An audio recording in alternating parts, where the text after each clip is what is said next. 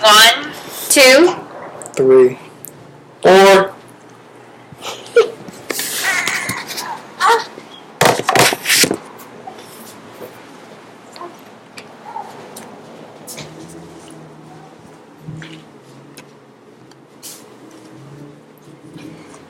There I was, in the middle of the grocery store with my 16-month-old daughter.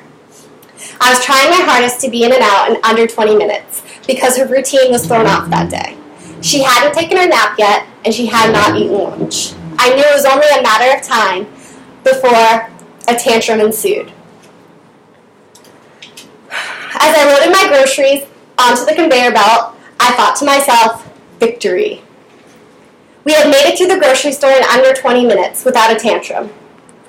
I had spoken too soon. Just as I was about to pay, I took my wallet from my tiny toddler's hands, and a full-blown tantrum began. Everyone in the store looked on in horror. Hi, my name is Shannon, and I'm going to tell you how to avoid a toddler tantrum. As the mother of a 16-month-old toddler, I have experienced many avoidable tantrums.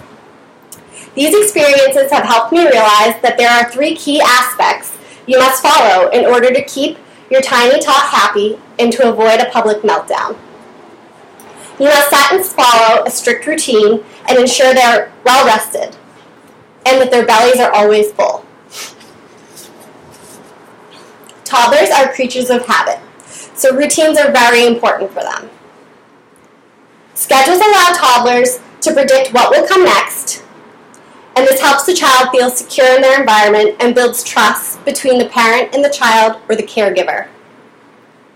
Routines help children understand time, establish good habits, strengthen relationships, and create an overall structure for the child.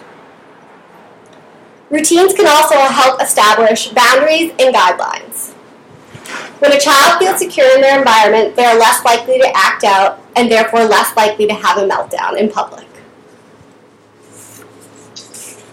With a routine comes a sleep schedule. All humans require sleep in order to restore and replenish. As an adult myself, oftentimes when I feel tired, I begin to feel cranky towards the end of the day and when my energy is running low. Imagine how a sleep-deprived toddler must feel. According to the National Sleep Foundation, sleep is especially important for children because it directly impacts mental and physical development. The National Sleep Foundation recommends toddlers get around 11 to 14 hours of sleep in a 24-hour period. Sleep deprivation is a leading cause of a toddler tantrum. Allowing a toddler to get the recommended amount of sleep will help prevent a public meltdown. Along with sleep deprivation, being hungry is another trigger for an avoidable tantrum. Excuse me. Have you ever been hangry? When you're so hungry you become angry? The only way to make you happy again is to eat something. Oftentimes, when a toddler begins to cry, scream, kick, hit, or throw things, it is their way of letting you know that they are hungry. The American Academy of Pediatrics suggests a toddler consumes about 1,000 calories a day, divided among 3 small meals and 2 snacks.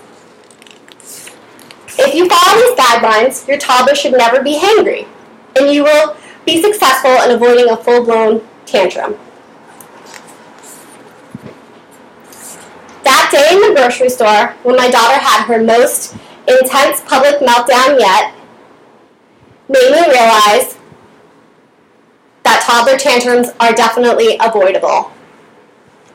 I have discussed how simply following a routine, ensuring adequate sleep, and feeding your child on time will provide for a happy toddler and avoid future tantrums. Woo!